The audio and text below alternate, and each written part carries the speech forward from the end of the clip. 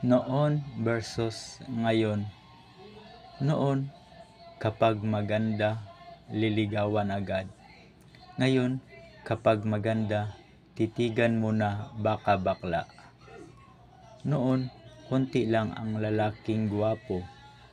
Ngayon, kaunting gwapo na lang ang tunay na lalaki. Noon, kapag gwapo, babaero. Ngayon, pati na pangit, babaero na din. Minsan, choosy pa ang kakapal ng mukha. Noon, hintayin bumilog ang buwan bago magpakasal.